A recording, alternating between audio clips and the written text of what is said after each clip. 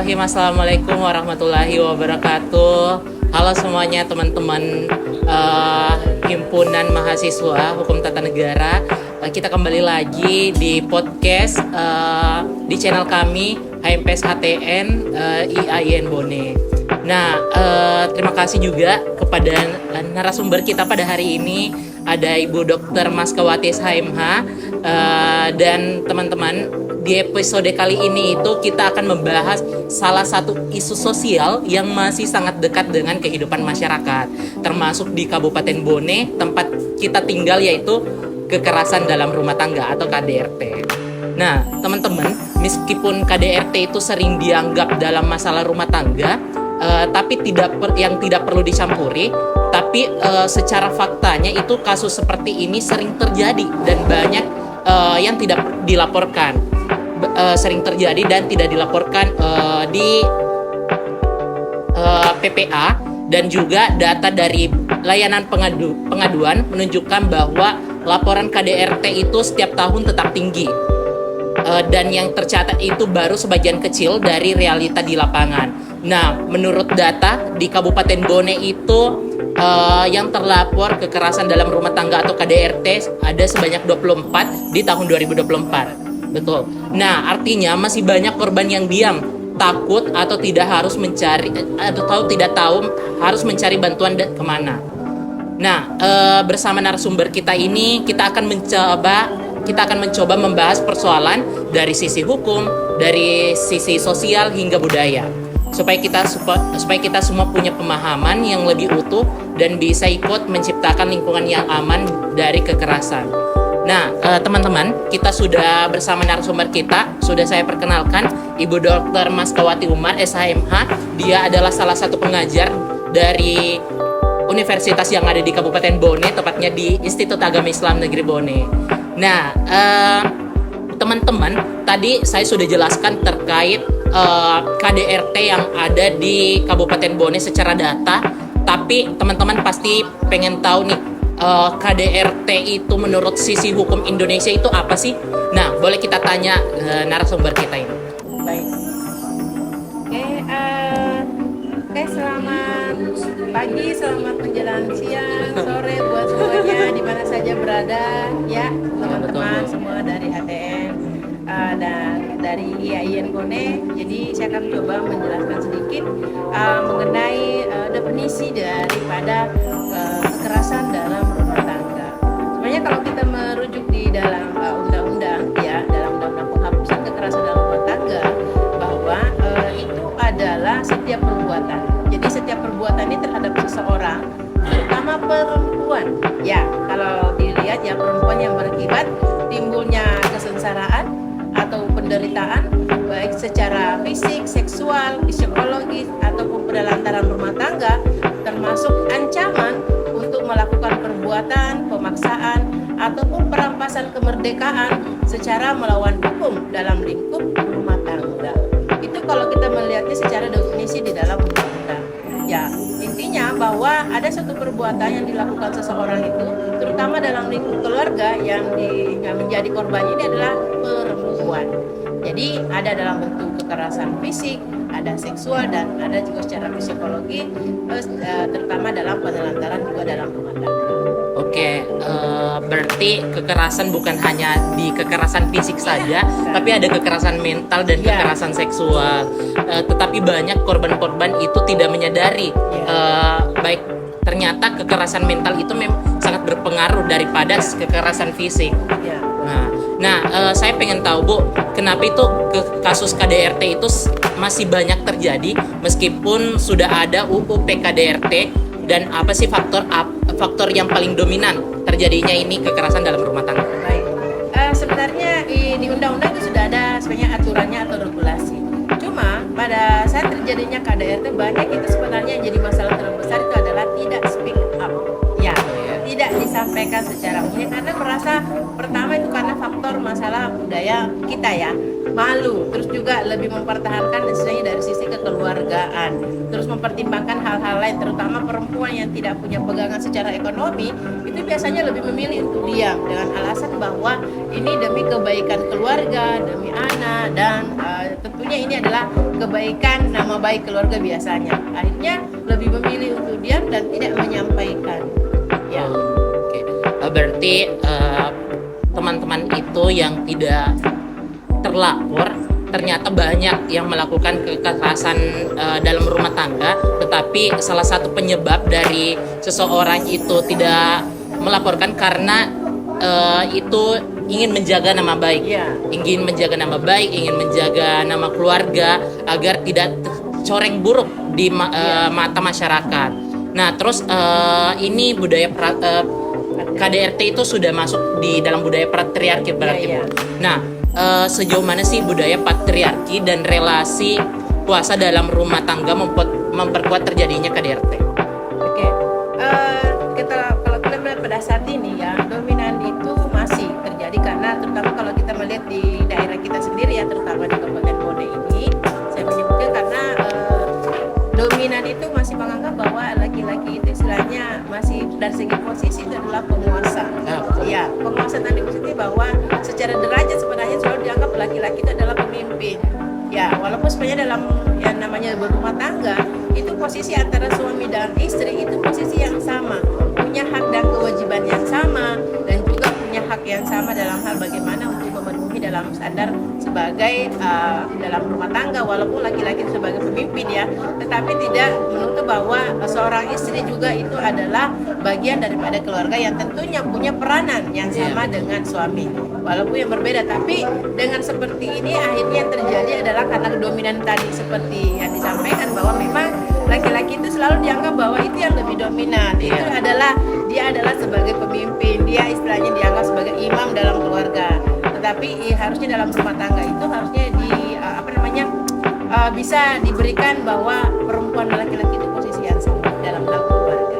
Berarti ini ya, kesetaraan gender.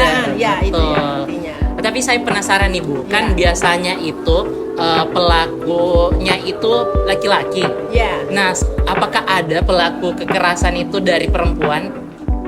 Ya ada, karena memang di dalam undang-undang penghapusan kekerasan dalam rumah tangga itu bukan hanya pelaku dan korban itu adalah korban hanya selalu perempuan, bahkan juga yang bisa jadi korban itu juga bisa suami, bisa anak, bisa mertua, bisa orang tua, bahkan yang masuk dalam lingkup satu rumah tangga termasuk adalah pembantu rumah tangga atau asisten rumah tangga yang tinggal bersama kita di dalam keluarga itu.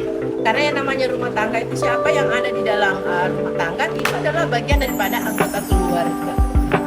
Berarti ART atau asisten rumah tangga itu sudah diatur juga ya? Iya, diatur juga bahwa itu bagian daripada anggota keluarga karena tinggal dan hidup bersama kita di dalam rumah tangga. Jadi posisi yang selalu jadi korban bukan juga cuma selalu perempuan, walaupun sebenarnya selalu identik adalah yang selalu korban perempuan ya. Tapi ada juga kadang yang jadi korban itu adalah laki-laki, bahkan bisa saja juga anak, bahkan bisa saja juga orang tua, ataupun juga asisten rumah tangga tanda kutip adalah yang hidup di dalam keluarga kita. Betul. Ya.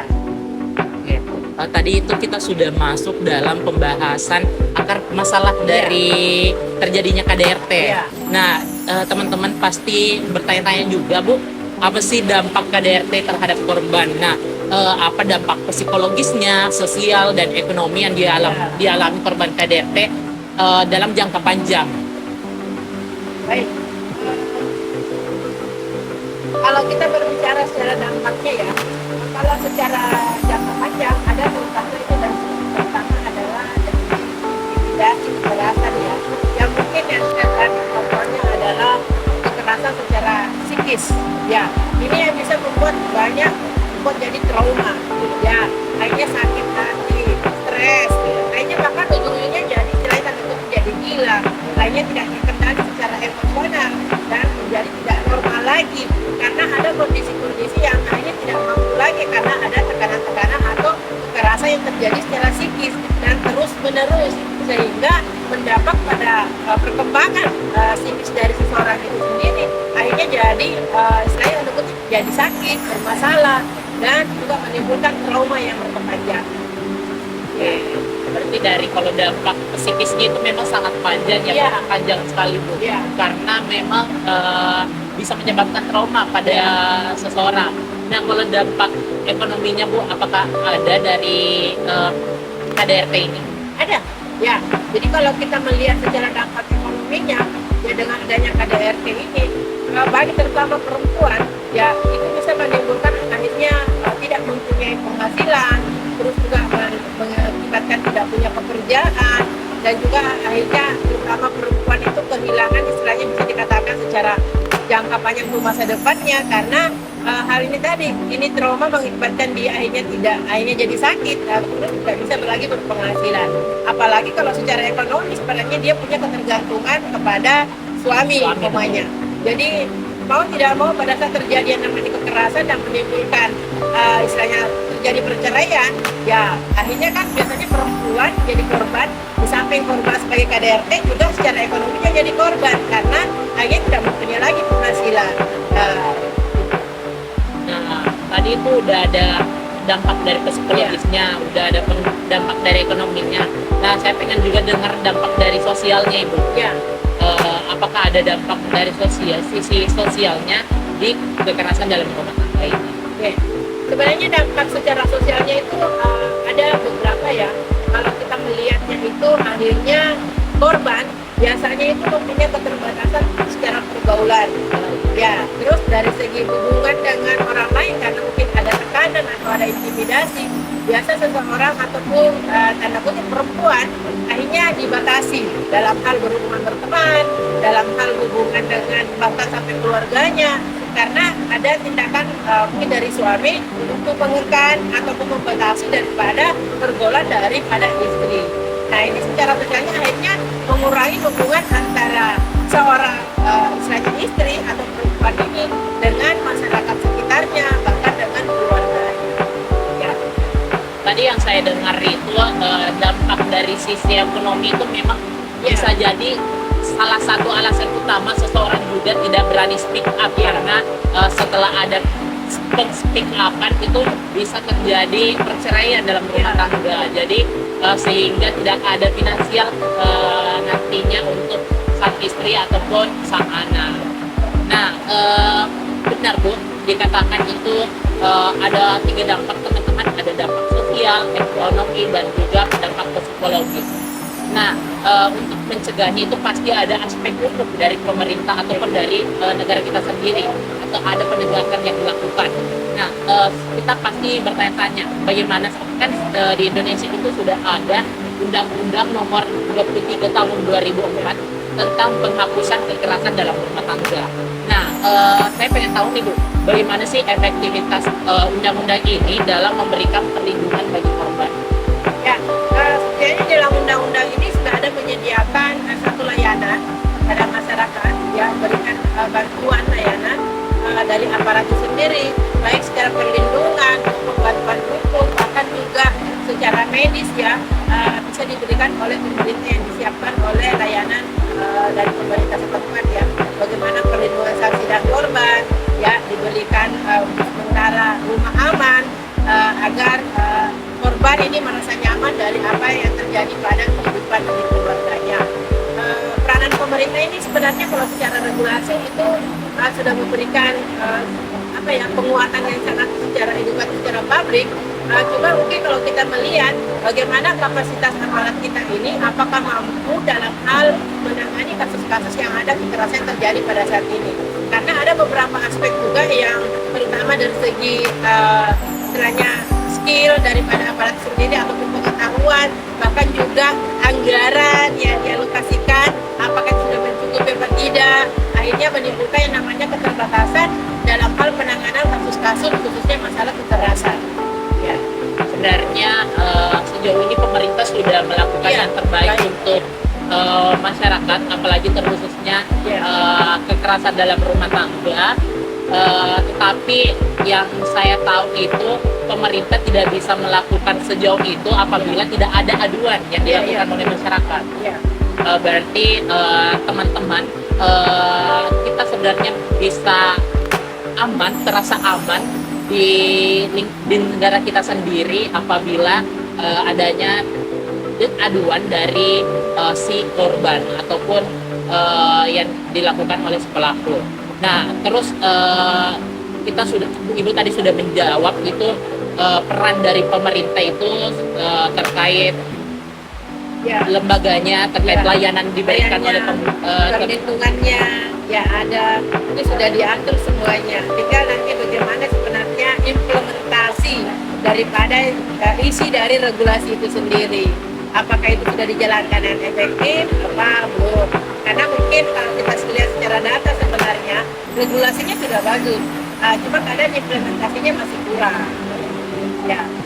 tapi di Kabupaten Bone ini Ya. sudah menurut Ibu ya, atau memang kan Ibu sudah masuk di lingkungan PP3A? Ya, kemarin pernah di sana sebagai salah satu pendamping mahasiswa KKN, itu beberapa memang disampaikan bahwa di sana itu sebenarnya yang mau menyampaikan masalah-masalah tentang masalah kekerasan itu masih sedikit. Nah, cuma ada sih yang menyampaikan, tetapi lebih dominan itu tidak menyampaikan karena dengan alasan kekeluargaan dan alasan budaya, alasan relatif malu, terus juga dianggap bahwa hal itu dianggap biasa. Akhirnya banyak yang tidak sampai bahwa ini sebenarnya sudah masuk kekerasan, tapi pada kenyataannya hanya dibiarkan atau didiamkan saja. Yang saya penasaran tuh apabila data yang sudah dimasukkan si korban ini di P3A itu bersifat privasi atau bersifat publik? Oh, privasi. Ya, bahkan juga saking privasinya itu yang boleh tahu itu hanya yang menangani kasus. Bahkan tempat ataupun rumah aman yang diberikan tidak sembarang orang boleh tahu. Karena kenapa? Pada saat seseorang meminta perlindungan, itu betul-betul harus memberikan perlindungan. Hanya saja untuk sampai saat ini ya, pemerintah belum menyiapkan tempat secara pastinya bila di mana sebenarnya tempat ataupun ruang yang diberikan bagi korban. Ya, walaupun sebenarnya sudah ada berapa dilaksanakan dengan cara mungkin dititip di salah satu tempat, apakah di instansi pemerintah ataupun mungkin di rumah sakit, ya, ataupun di lembaga-lembaga sosial, ya, tapi itu sifatnya masih privasi, khususnya hanya untuk korban dan juga mungkin pihak aparat yang berwenang yang mengetahui akan hal ini. Ternyata memang pemerintah sudah menutup erat-erat privasi dari sang korban, tetapi memang dari korbannya itu masih ada beberapa yang tidak berani untuk speak up. Nah, tadi Ibu sudah menyampaikan sejauh mana dilakukan oleh pemerintah. Dan saya juga pengen tahu nih layanan apa saja yang idealnya tersedia untuk mendukung korban.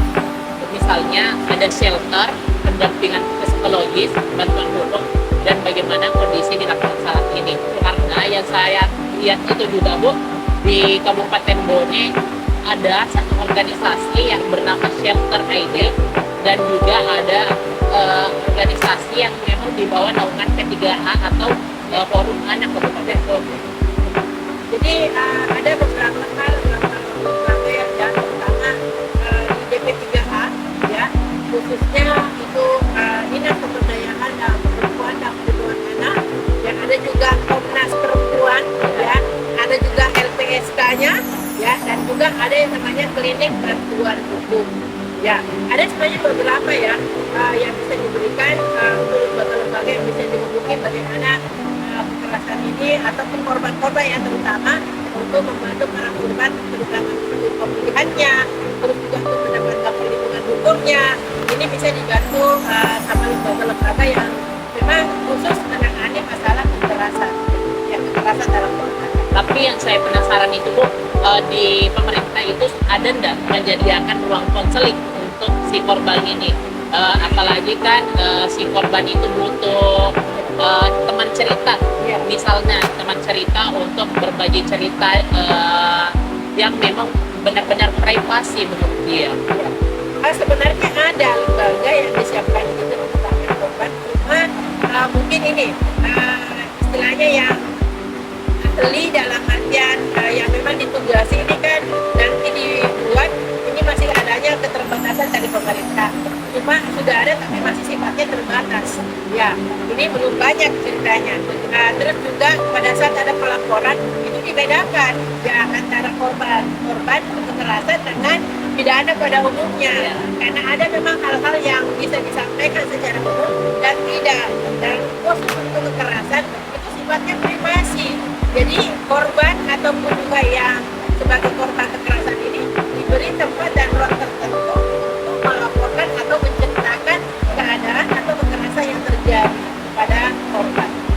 Tapi yang Ibu sampai sejauh ini apakah ada memang khusus ruang konseling untuk korban sekedar menceritakan kisah mereka, kan apalagi yang saya lihat ini secara realita itu seseorang lebih plong apabila telah menceritakan kisahnya, karena memang seseorang itu butuh teman cerita. Apakah memang sampai saat ini pemerintah memberikan ruang konseling untuk masyarakat? Sebenarnya ada namanya seorang psikolog yang memang khusus kalau ada korban begitu, ada orang-orang yang ditunjuk sebagai contoh sebagai tenaga medisnya, sebagai psikologinya, bahkan juga orang-orang yang sudah istilahnya sudah tingkat tinggi. Ada beberapa pendekatan yang diberikan yang dilakukan baik dari segi secara psikologinya, baik secara pendampingan hukumnya, bahkan secara agama ya religinya. Karena biasanya orang kalau pendekatan religi kan biasanya lebih kuat untuk menyampaikan. Terus juga biasanya juga tingkat kepercayaan kepada psikolog juga pendekatan-pendekatannya bisa lebih mengena kepada korban, karena biasanya korban itu tidak sembarang bisa bercerita, tapi karena ada layanan yang diberikan pemerintah, khususnya psikologi yang memang seorang psikologi yang sudah berpengalaman, psikolog ya, itu sudah bisa menyampaikan ataupun melakukan pendekatan agar korban itu bisa bercerita, baik dengan pendekatan secara psikolog, secara religi juga bisa ya ada. Nah itu ada dengan tempat kalau memang sudah istilahnya diberikan rumah aman bagi para korban ini, itu sudah memang disiapkan, harusnya termasuk adalah tenaga medis, seorang psikolog, juga seorang rohaniawan, dan juga secara mungkin di sini aparat hukum, dan artinya sini yang bisa memberikan rasa aman. Tapi ini Bu, yang saya tanyakan, apakah nanti di undang-undang kekerasan dalam rumah tangga ini apakah sudah tersebar di masyarakat, karena melihat juga secara nyata itu banyak sekali korban yang memang tidak melaporkan. Apakah mungkin salah satu faktor alasannya itu tidak mengetahui ternyata ada memang pemerintah menyediakan tempat yang aman buat mereka?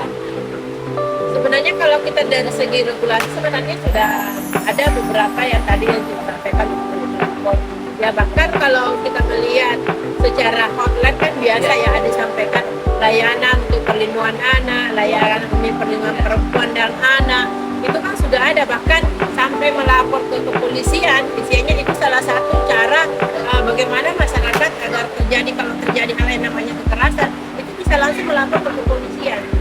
Ya, bahkan tetangga juga umpamanya sebenarnya kalau ada terjadi kekerasan itu bisa membantu dengan mengarahkan atau bahkan memberikan edukasi tanda kutip bahwa ini kan istilahnya contoh ya, sudah parah sekali istilahnya setiap hari kasihan. Ini sebenarnya ada cara atau tempat agar menyampaikan, karena ini kan delik aduan, jadi mau tidak mau harus diadukan dulu baru kena, artinya aparat baru bisa turun. Terus apabila memang si korban ini tidak ingin speak up, apakah ada pencegahan dari kekerasan dalam rumah tangga ini, ataukah langkah pertama deh untuk pencegahan KDRT yang paling efektif dilakukan dalam lingkup keluarga dan masyarakat? Ya, sebenarnya langkah pertama itu sebenarnya untuk adanya istilahnya kita ada pengetahuan yang sama tentang pentingnya, artinya kesamaan peranan di dalam rumah tangga.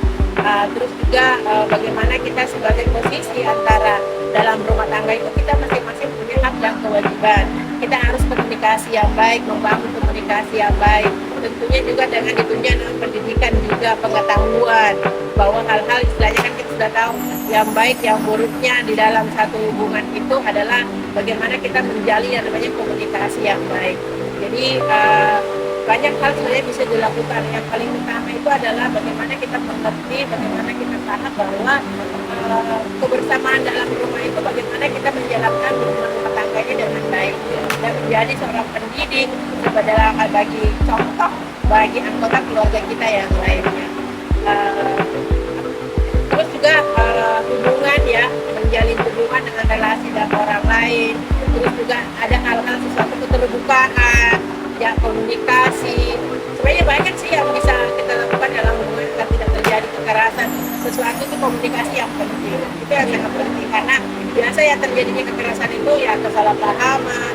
Terus juga adanya menganggap bahwa sikap superior seorang laki-laki begitu ya, itu selalu menganggap bahwa perempuan itu ya itu artinya selalu dianggap bahwa di bawah dari mereka. Padahal sebenarnya itu kesamaannya ya antara laki-laki dan perempuan sama saja. Nah, memang teman-teman di solusi untuk pencegahan kekerasan dalam rumah tangga itu adalah komunikasi yang baik dengan rumah tangga kalian, dengan seisi rumah kalian, karena memang komunikasi itu memang sangat efektif, apalagi memang paling penting seperti dikatakan Ibu, karena salah satu alasan juga terjadi kekerasan dalam rumah tangga itu adanya komunikasi yang buruk atau komunikasi yang tidak terlalu bagus oleh dalam lingkungan keluarga. Tapi apakah pendidikan sejak dini itu juga berperan, Bu, dalam membentuk relasi yang sehat untuk mencegah KDRT? Ya, saya kira penting sekali, terutama dalam hal membangun satu hubungan dalam rumah tangga sebelum kita menikah. Tentu ada yang namanya saling mengenal, mengenal tanda kutip ya, punya karakter masing-masing. Terus bagaimana kita menyatukan visi misi dalam hal dalam berumah tangga itu sangat penting juga, karena pastinya pada saat kita berumah tangga itu ada tujuan. Ya, sedangkan tujuan pernikahan, bagaimana kita membina rumah tangga sakinah mawaddah warahmah, bagaimana nanti kita menjadi sebagai contoh teladan dalam rumah tangga, dan tentunya juga dengan pendidikan ataupun edukasi secara dini dalam rumah tangga ini, persiapan menjadi orang tua itu adalah kita sudah siap mental dan fisik kita bagaimana untuk menjalani yang namanya rumah tangga. Dan istilahnya dalam rumah tangga juga itu kadang ada pasang surutnya ya. Jadi di sinilah bagaimana kita dituntut untuk dewasa dalam hal menghadapi segala macam bentuk cobaan, segala bentuk hambatan, rintangan. Nah, inilah pentingnya bagaimana kita bekerja sama dengan baik, keduanya antara baik sebagai seorang suami maupun seorang istri saling bahu-membahu dalam membina rumah tangga yang baik. Dan tentunya edukasi atau pendidikan sejak dini ini perlu dibangun. Kenapa? Agar nanti dalam menghadapi yang namanya berumah tangga, menghadapi istilahnya persoalan dalam hidup ya, itu bisa ditanggapi secara dewasa juga. Karena memang pada saat memasuki siklus yang namanya berumah tangga, itu banyak hal menyatukan dua kepala yang berbeda itu tidak segampang yang kita pikirkan. Tetapi kalau dengan komunikasi yang baik, dengan cara-cara yang baik, saya kira itu bisa jalan dengan baik, karena pastinya bagaimana kita mengharmoniskan yang namanya keluarga. Ya, ini memang pendidikan sejak dini itu sangat penting, teman-teman. Apalagi sejak dini itu kita harus memang diberikan pemahaman terkait bagaimana saling memahami dalam berumah tangga. Nah, selanjutnya kita masuk ke peran generasi muda dan masyarakat. Nah, apa sih Bu yang bisa dilakukan untuk generasi muda untuk membantu menciptakan budaya anti kekerasan di lingkup keluarga dan pergaulan? Baik, saya kira kalau peran generasi muda sekarang ini banyak yang bisa dilakukan ya. Tentunya kita harus menjadi bystander aktif ya, dalam artian di sini kita jangan diam. Kita jangan hanya diam melihat sesuatu yang dibiarkan yang namanya kekerasan. Sekecil apapun itu, kita harus kalau ini dianggap kita termasuk kekerasan ya kita laporkan. Kita bahkan istilahnya sama dengan sekarang viral ya, Ya, betul. ada istilah No sih viral, no justice. ya, no viral no justice, dan juga bagaimana memberikan intervensi yang secara aman, ya aman dalam artian di sini bagaimana kita memberikan komentar-komentar yang baik secara artinya secara positifnya, terus juga yang jadi korban juga justru jangan dijauhi, justru bagaimana kita memberikan penguatan ya sebagai generasi. Ada teman kita yang jadi korban, bukan justru kita menjauhinya atau memberikan tanggapan ya akhirnya mungkin karena dia memang begitu mamanya, tapi justru kita harus menganggap bahwa teman kita ini diberikan penguatan sebagai teman kita, bagaimana kita membangun agar dia punya mental dan semangat itu bisa tumbuh kembali. Terus juga bisa membantu dalam hal laporkan ya, bahkan bisa juga memanfaatkan sosial media, salah satu bentuk memberi dukungan ya. Sebagai guru generasi muda juga ya, bagaimana kita menerapkan yang namanya disiplin ya, restoratif justice ya, menerapkan di sini dukungan atau sekolah atau komunitas menyelesaikan konflik-konflik itu dengan memperbaiki hubungan, bukan hanya melalui hukum saja ya, karena kalau istilahnya masih bisa diperbaiki ya kita perbaiki, tapi kalau memang itu sudah masuk istilahnya kriminal tanda kutip, itu sudah masuk ranah pidana ya dilaporkan ya.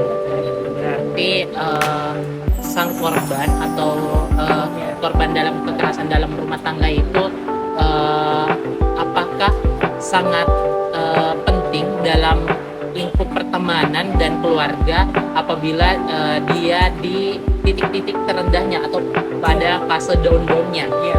Apakah itu sangat penting peran mereka untuk mendukung sang korban nanti? Ya, saya kira sangat penting. Justru dukungan terbesar itu datangnya itu dari lingkungan terdekat, contoh keluarga. Ya, pada saat terjadi hal contohnya kekerasan, bukan malah menambah beban secara fisikisnya. Ya, karena banyak biasanya yang jadi korban itu justru tak dikorbankan lagi. Apalagi kalau istilahnya contoh dari keluarga suami. Ya, biasanya kan lebih istilahnya memilih udah ceraikan aja, makanya begitu mengambil sikap. Padahal mungkin ini bisa diberikan pendekatan-pendekatan, penguatan, dan juga mungkin ada pemecahan atau mungkin juga ada solusi-solusi terbaik bagaimana kita menyelesaikannya secara kekeluargaan. Dan juga dukungan terhadap terutama pada korban perempuan terutama ya, itu sangat penting sekali. Temannya, sahabatnya, keluarganya itu memberi dukungan agar memberikan penguatan yang sangat luar biasa agar beban dan juga sakit yang dirasakan ini bisa berkurang setidaknya, dan juga bagaimana menumbuhkan kembali semangatnya atau sikap yang selama ini dianggap bahwa hampir tidak ada yang memperhatikan, setidaknya ada rangkulan dari teman, ada dukungan dari keluarga, dan juga ada support dari orang-orang terdekatnya. Dan ini sangat penting untuk diberikan kepada terutama korban daripada kekerasan. Memang support system Iya, yang paling support utama itu dari lingkungan pertemanan dan Iya. juga keluarga pada saat ada kekerasan dalam rumah tangga. Apalagi si korban itu pasti merasakan di fase-fase downnya lagi memang terpuruknya Iya. pada saat ada kekerasan. Jadi bagi teman-teman yang ada teman yang memang di fase ini, kalian jangan tinggalkan, tapi ditemani untuk support untuk melanjutkan kehidupan, karena memang secara data itu secara data di dalam KDRT itu si perempuan memang pas fase down itu dia lebih memilih untuk bunuh diri. Iya, itu yang terjadi karena perempuan itu istilahnya pada saat sudah tidak mendapat dukungan, sudah tidak mendapatkan solusi, akhirnya berpikir secara prinsip, saya sudah menganggap bahwa sendiri. Iya. Ya, nah justru dengan adanya dukungan teman, keluarga, merasa akhirnya kan tumbuh lagi yang namanya semangat. Nah inilah bisa meminimalkan terutama kasus-kasus para perempuan yang hanya mengambil langkah singkat dengan cara spontan, dengan cara bunuh diri, menganggap bahwa itu sudah selesai, padahal itu bisa menimbulkan lagi masalah baru sebenarnya. Bahkan ini bisa menjadi contoh yang buruk ya bagi korban-korban yang lainnya. Mungkin harapan saya itu ke depan itu terutama para korban-korban ini perlu memang dibutuhkan adalah dukungan terutama dari orang-orang terdekatnya, teman, sahabat, keluarga, bahkan masyarakat sekitar yang mengetahui akan kejadian kekerasan yang terjadi. Ya. Selanjutnya kita masuk di rekomendasi kebijakan dari nah pertanyaannya itu Bu, jika ada satu perubahan kebijakan atau program yang perlu diprioritaskan untuk menekan angka KDRT, apa yang menurut Ibu paling mendesak? persennya adalah penegakan hukum. Iya. Ya, jadi yang paling penting itu adalah penegakan hukum yang konsisten dan cepat. Ya, kenapa? Karena inilah yang membuat penguatan bagaimana layanan terpadu bagi korban. Ya, dengan adanya penegakan hukum maka akan memberikan mungkin salah satunya adalah efek jerah ya bagi para pelaku-pelaku kekerasan, atau bahkan ini bisa menjadi pembelajaran bagi yang lain agar tidak melakukan daripada kekerasan. Ya, dengan adanya penegakan hukum ini bahwa dilihat bahwa itu hal tindakan yang tidak boleh sebenarnya dilakukan. Akhirnya akan menimbulkan rasa kepada masyarakat ya, kalau istilahnya bisa menahan diri atau memberikan yang dilakukan itu jangan sampai terjadi yang namanya kekerasan. Dan juga penanganan kasus terutama KDRT itu bisa diperhatikan bahwa ini memang ranah yang masuk bahwa ini termasuk pelanggaran. Ya, bisa dikatakan termasuk pelanggaran berat karena perempuan ya, istilahnya kalau perempuan setidaknya ada pembelaan penegakan secara hukum itu bisa memberi rasa bahwa ada hak yang diberikan, ada rasa keadilan diberikan, dan tentunya juga dengan adanya penegakan hukum ini juga bisa mengatasi bahwa masalah-masalah yang terjadi di lingkungan keluarga dan masyarakat akhirnya menimbulkan kegaduhan ya, tanda kutip, karena hanya persoalan dalam rumah tangga akhirnya terjadilah pertikaian antara golongan atau bahkan ini antara yang satu dan karena ini persoalan biasanya melibatkan keluarga. Jadi dengan adanya penegakan hukum ini tentunya bisa mencegah, menjadikan agar perubahan-perubahan terutama yang menganggap bahwa budaya kita yang menganggap bahwa laki-laki itu memang apa yang dilakukan itu biasa, tapi sebenarnya itu tindakan yang tidak biasa. Karena kalau secara hukum sebenarnya yang kita lihat itu kekerasan itu banyak menganggap bahwa itu adalah biasa. Ya, saya kira ya, karena adanya perundang-undangan ini bahwa bisa memberikan perlindungan terutama kepada perempuan ya sebagai korban, dan juga mencegah agar tidak terjadi lagi yang namanya kekerasan mereka. Ternyata memang penegakan hukum itu sangat berarti untuk memberikan efek jerah si pelaku kekerasan dalam rumah tangga ini. Ternyata Ibu di sesi ini sudah selesai, sudah pertanyaannya sudah habis. Terima kasih untuk kesempatan dan waktunya. Sebelum kami tutup, saya pengen dapat motivasi dari Ibu kepada teman-teman yang ada di luar sana, yang teman-teman yang merasakan kekerasan dalam rumah tangga. Mari kita dengar motivasi dari Ibu. Baik. Jadi untuk mencegah yang namanya terjadinya kekerasan dalam rumah tangga, komitmen utama itu adalah bagaimana kita membangun komunikasi atau hubungan yang baik dengan pasangan. Terus juga di dalam rumah tangga kan bukan cuma suami istri, tapi bagaimana kita menjaga keharmonisan dalam satu rumah tangga. Terus juga kita dibarengi namanya pendidikan dan pengetahuan terutama, dan juga peningkatan iman dan takwa dalam pribadi setiap orang, baik itu suami, keluarga, istri, anak-anak ya, agar kita bisa lebih dekat dengan pencipta kita, dan juga kita bisa lebih bagaimana berkomitmen bahwa hal-hal yang termasuk kekerasan itu adalah tindakan yang tidak boleh kita lakukan. Terus juga bagaimana kita meningkatkan yang namanya kesadaran masyarakat bahwa kekerasan itu termasuk tindakan yang ilegal, dan juga para peran serta keluarga bagaimana kalau sudah ada yang terjadi namanya korban perlu memberikan dukungan sportif support yang sangat luar biasa ya kepada para korban ini agar tidak terjadi yang namanya kekerasan. Dan juga untuk pemerintah agar undang-undang ini betul-betul diimplementasikan dengan baik ya, dan juga harapan ke depan tidak ada lagi korban-korban berikutnya. Ya, memang teman-teman support system paling efektif untuk si korban kekerasan dalam rumah tangga. Dan juga teman-teman yang berada di fase-fase ini jangan takut untuk speak up. Silahkan berani untuk speak up, karena memang pemerintah sudah menyediakan layanan seperti yang dikatakan Ibu, sampai layanan konseling juga sudah disediakan oleh pemerintah. Semoga teman-teman di luar sana bisa menjalani hidupnya dengan baik, dan juga mendapatkan support system yang terbaik dari lingkungan teman, keluarga, dan juga masyarakat. Oke, sekian podcast kita pada hari ini. Terima kasih Ibu atas kesempatan dan waktunya. Kami dari Badan Pengurus Harian Himpunan Mahasiswa Hukum Tata Negara Institut Agama Islam Negeri Bone pamit undur diri. Wassalamualaikum warahmatullahi wabarakatuh. Waalaikumsalam warahmatullahi wabarakatuh. Terima kasih semua. Oke, terima kasih Bu.